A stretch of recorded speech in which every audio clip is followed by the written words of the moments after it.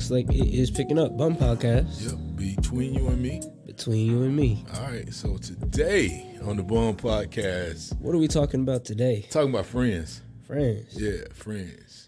How many of us have them? Exactly what I thought. How many of us had them? As a matter of fact, when we first decided we were going to talk about friends, I actually went and looked up the lyrics, and I kind of know the lyrics, but I just wanted to look them up just to see if there was anything that would be applicable to what we were going to end up talking about today. And it's all right. It's all good. Yeah, how many of us have them? I'm in the dark a little. I don't know exactly what we're talking about. I know we're talking about friends. But all day you've been saying you about to get me. I am. I'm gonna get you because you're running from me, man. You're running from running from nothing. You're running from me. But nothing. All right. So friends. How many of us have them? For my history of friends, or just even thinking about friends, I just think about growing up. My dad would always tell me, and this is gonna sound definitely familiar to you because I used to say it to you all the time. You ain't got no friends. Yeah. My dad always told me, you ain't got no friends, and I even got creative with it during, I guess, my high school and my college time, and I'd philosophize, and I'd say humans do not have the characteristics, do not possess the characteristics to be friends. Humans do not possess the characteristics to be friends, and so. I'm going to back that up with something in a minute, but I want to hear what you have to say about that thought. Because, again, like I said, my dad always told me, you ain't got no friends. And I've definitely raised you saying, you ain't got no friends. Yeah. But I really did. My thought on that. Yeah. I think that's one of those subjective things. Mm-hmm. So, on one token, I'm going to agree. But wait, no. Let me disagree first. Then I'll agree. All right, you're going to disagree. Okay. Then I'll agree. All right, okay. I would say not everybody naturally just has the characteristics to be good friends or proper friends. Now, see, I ain't say good friends. I said friends. Friends in general? In general. Humans don't possess the characteristics to be friends. I don't know how I feel about that. I know you don't. It depends. What does the word friend mean to you then? I feel like that's the big thing. Well, see, Houdini said friend is somebody you got to judge for yourself. So it's subjective. Some okay and they treat you real cool, and others mistake your kindness for being a fool. That's Houdini. Yeah. Let me explain to you why I say humans don't possess characteristics. Now, and I don't think this is a sum zero thing. It's interesting. They'll tell you, dogs a man best friend. Right. The loyalty. Yeah, the loyalty. I think they were talking about Q dogs, but I'm just saying. But naturally, a person wants the best outcome for themselves. Right. Naturally, the person wants the best outcome for themselves. And so when it really comes down to a true friend, when you speak of true friends, a true friend is somebody who I believe would sacrifice themselves for another, for the greater good of another. Even to the extent that if, just say, for instance, you and I are friends and we're out somewhere and you're wrong, right? And you're wrong, I'd sacrifice myself for your wrongness. Now, I'm going to put you in check when we get back behind closed doors, but sacrificing myself in the moment when we're out and we're in the heat of the battle. And so it's hard for humans. It's hard for individuals. I don't even want to say humans, but it's hard for individuals for the most part to do that, to put themselves, at a loss. So I have at the sake of another one. Yeah, go ahead. So you're saying, all people as humans don't have the characteristics, or are you saying? I can't even completely remember my question. You're saying this is something all people have this problem, or they're striving to be better and they just can't reach that mark? Or? Well, honestly, I don't think they can reach that mark. I'll say that. I don't think they can reach that mark absent something else. Absent something else. And so when I look at it, I'll say, there has to be a greater cause, a greater good, a greater something that caused me to sacrifice that then allows me to possess the characteristics to be a friend. Because, again, under normal circumstances, I ain't going to want to take a loss for the team, especially if I'm not going to benefit. All right. I have what I have to say now. Go ahead. Based on you putting it that way, I disagree. Okay. I disagree more so on the fact of the generalization. But I do agree with the concept that we really push like the word friends. Oh, that's my friend. We're friends, thing like that. And we don't necessarily act in that really solid bond of being friends, of friendship. I would say it's more natural for some people than others. Some people are just naturally more so that way of they'll give of themselves more for others than other people would. I feel like it's part natural, it's part nature, part nurture. So it part has to do with the environment with that you're in. I'm gonna disagree with you 100% on that one. You can disagree. That's fine. I'm gonna disagree 100%, and I'm gonna tell you why I disagree with you 100%. Because just in looking at what you're saying, when you say that some people just have the natural propensity to give, I think people that have the natural propensity to give for themselves and not necessarily give for the receiver.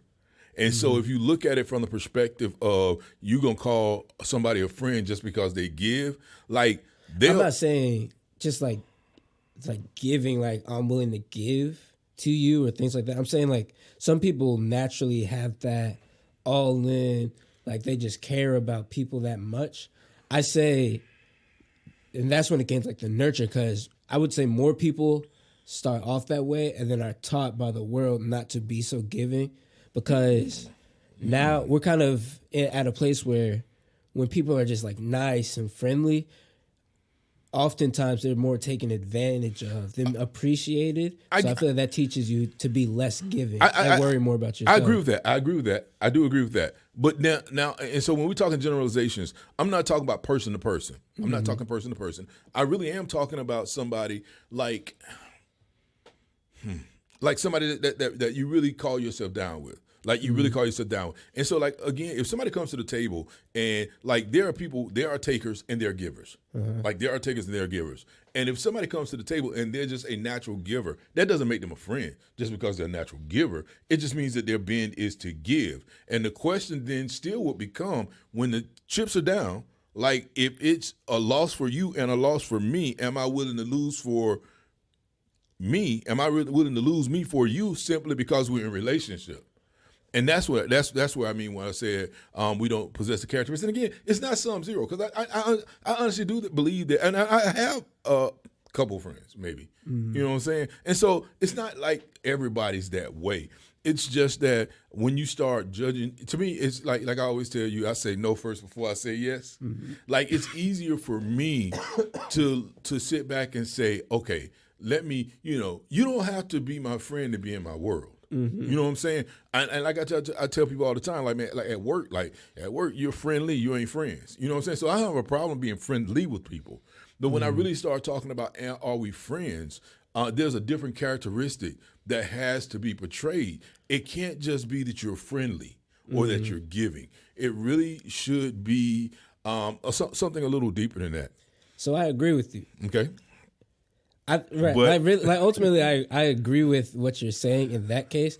I think the distinction comes when you generalize it, saying like people don't have that characteristic.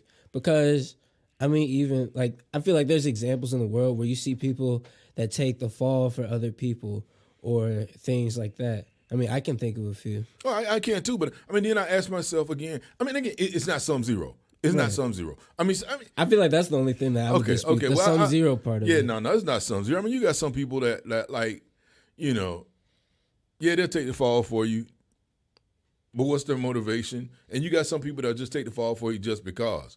In my 50 plus years, I just haven't experienced too many of those people. As a matter of fact, honestly, be a ton of them. Yeah, because in my 50 plus years, I can promise you, like I have less than 10 friends, really. Less than 10 friends. Solid friends? Yeah, solid friends. Less than 10 solid friends.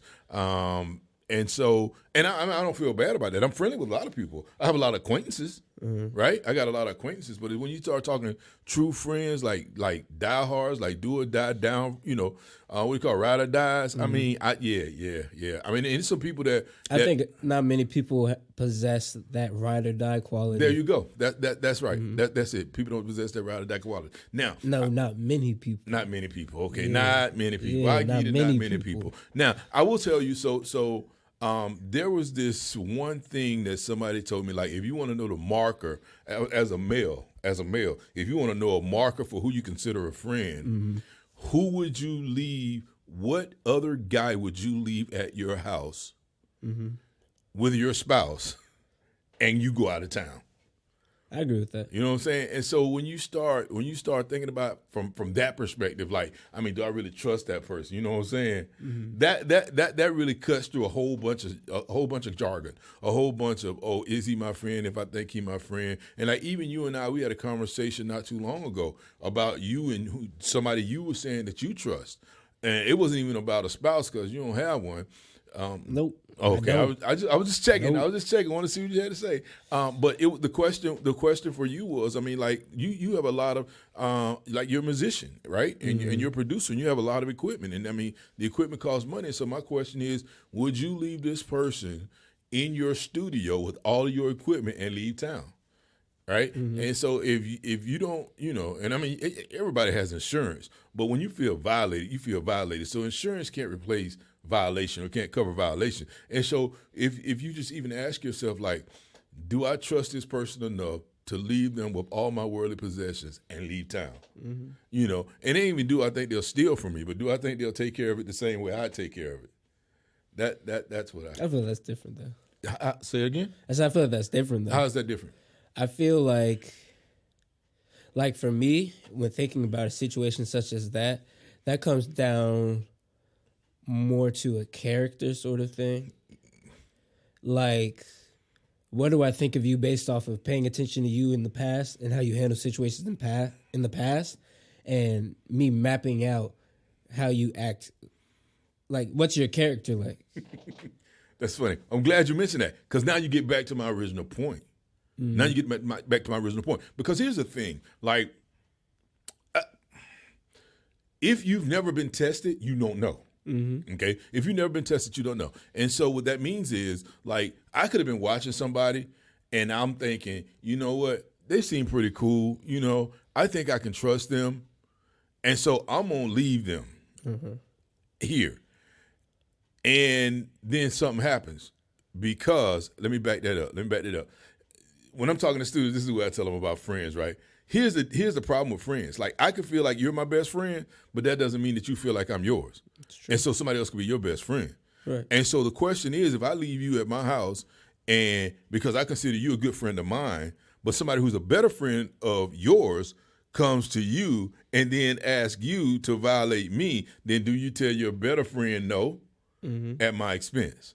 You see what I'm saying? And so then it gets into that gray area. And so it would almost have to be a person that has like total integrity. Like, you know what? Integrity is truth or stance, no matter the circumstance. And so, like, I don't care whether I'm going to lose or not. No, I'm going to stand on my word. Them the types of people that I look at. That's why integrity is so big with me, because those are the type of people that I look at. I mean, like, even I'm a man of my word if it costs me personally. I got a quote about that one too. Yeah, and so those are the people that I look at as, like, you can consider those people friends, because you know what? Even if they take a loss, they're gonna stand by their word, or they're gonna stand by you. You gonna share your quote? Yeah, but I have to find it. So okay, so yeah, keep going. So I still disagree. Okay, I mean, I agree. Well, I mean, you threw that out there. I didn't throw that out there. Threw what out there? You the one said something about, like, well, you got to look at their character, and you know. Right? Yeah. No, I agree with that point. I was saying, but their main point. My main point that if their character, I mean, their character don't have to be flawed. Nobody has the character. No, I mean, people have the characters, but again, like I said, my dad always taught me I don't have any friends, and so I didn't have to, but it helped me to really wrap my head around this whole thing of, man, I can't call everybody my friend. Because I mean, we do.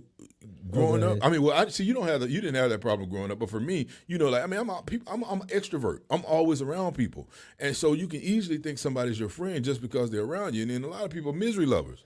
You know what I'm saying? Right. That's what I was gonna say, because I'm really not a strong, like, I don't just call anybody my friend. Even like other people would be like, oh, that's your man's, right? That's your friend. I'm like, I mean, we're cool. I'm not like I would say maybe I've had 3 people that I consider like friends. Maybe less than that. Maybe 2. Probably like 2 or 3 people that I consider that have been like actually like my friend, like we hold each other down type thing. And And then, I mean, honestly, I'm not a friendly person. You're not. I'm not.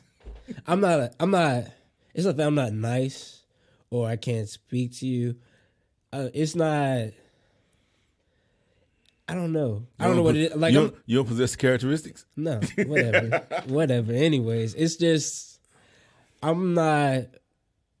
Guess I would call it like the only child of older parents syndrome. Late birthday. Hold on, stop, bro. You ain't got older parents. Don't trip. I do have older parents. No, you don't. Not just, like, I'm saying in the perspective of,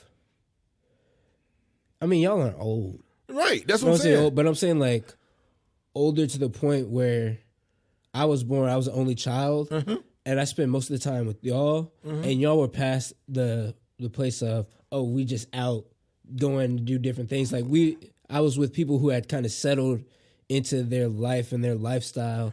We were cool. We could all just be together consistently and be fine with that. You didn't need to just go out. All right, so I didn't have that whole. I can handle that, but I mean, that older parent, that means something totally different. Whatever. Like, yeah, no, see, I mean, because like if you think about it, like my grandmother was 45 when she had my mother. Right. And well, so, that's older. That's older parent. I just meant more like so settled down your life. It wasn't like y'all were like late teens, early 20s, where you're still at this place of I'm pursuing like the fun and entertainment for my own life. Okay. More so. So it was more of like this stable, even kill type of feel. So for me, just like the same thing with us, we've been here for so long. Right. Like I've just been fine. I don't have to be out and going all the time. I don't have to be talking to people all the time since I'm so used to being like the one of only and then being with people that are kind of settled in their lifestyle and their living. So how do you feel about it? Did you get your quote ready? Oh, my quote is ready. All right, give me a quote. Give me a quote. So the quote was, this is going back to the whole, if you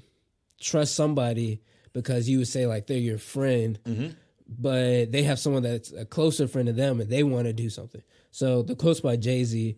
It's don't tell me what was said about me. Tell me why they were so comfortable to say it to you. I like that. Yeah. I've seen that quote before, and you're right. You're right. Why would they? Why? I mean, why didn't they stand up for me? Why didn't you stand up for me when they were talking bad about me? And so yeah, I don't know, man. I mean, friends, it's just it's interesting. I think we need one or two good friends. I really do. I really do. It's well, go ahead. Well, no, go ahead. I was gonna say it's funny because the reason why, because you gave me three like different things you were thinking about talking about today, and the reason I did pick this subject wasn't because I was ducking your other topics. It was actually because I was watching. Kevin Hart has the show on Netflix, and so I was watching an episode, and he was basically talking about his crew, the dudes that he hangs with, and how he was getting through tough times he was going with, and that's what he had to lean on. He had this really tight group of guys that was with him, and so that whole perspective that he was giving on, it's like important to have friends when you don't have other things to lean on. Sometimes you find yourself in those situations. Right. It's nice to have that with you because they'll keep you from kind of being a detriment to yourself, or they'll push you forward, or they'll make sure that they won't just let you like be off any kind of way or acting in a way that's not really of yourself. Exactly. Yeah, they don't take your BS. You're right. When you have real true friends. So I was just thinking like, dang, I need some real true exactly friends. Exactly right. And so that's why, like, even when I even push friends, that's one of the reasons why I wanted to have the conversation with you about friends, because it just, I don't know, for me, being your father and looking at it, I'm like, I don't even know if he's looking at friends in the right context. Because it's like, you need a couple of good folk in your life. Iron sharpeneth iron. You know what I'm saying? You need people that's down for you, that understands where you're going, even if they're not going there, but understand where you're going and making sure that they push you instead. And like and your mom and I say right context. Say what? So you said I don't think about friends in the right context. Well, what I mean by that is because I mean, like you said, you have that only child syndrome, and you feel like it's okay for you to just be by yourself. Oh, well, I'm not saying that was okay. It's just like it wasn't. It's not so out of the ordinary that I'm out like with the whole friendly thing. I'm just not gonna call anybody my friend or just naturally push a relationship of establishing friendship because I get that. I do get that. Used to being but like, so for me, if I look as your father, between you and me, I want to make sure that you pick up those kinds of people in your life, because I'm not going to always be here to look over your shoulder. You know what I'm saying? Well, you ain't going to always allow me to look over your shoulder. You see what I'm saying? Agree. But and understanding that you have somebody in your life that iron sharpeneth iron would be something that I would definitely love to see. I would love to see it. Me too. Yeah, and so I can throw a cheap shot in, like, so that's why I even want to end it with a cheap shot. That's why I want to talk about relationships. I just want to talk about. So I want to talk about relationships with you. Man, I'm good. Because you're saying you're good, but again, like I said, I get you. Yeah, and so just giving you my expectation, or giving you what my desires are for a healthy relationship for you. You still choose. You decide yeah or nay, but just understanding, even like want to understand what your mindset is, because it's funny. I'll just leave it there. Cause trying to make me talk about women, yo. I am trying to make you talk about women. I was talking to this young lady I know yesterday, and I was like, I tried to recruit you as my daughter-in-law. She said, I could low-key tell. You know what I'm saying? Yeah. And I was like, I mean, because I love you, man. You know what I'm saying? And I want to make sure that you have what you need as you move forward in life. So that's it for me, between you and me, about friends. All right. You good? I'm good. All right. Well, I mean, between you and me, Clarence C. Brown. Clarence C. Brown III. We'll talk to you later. All right. Holla.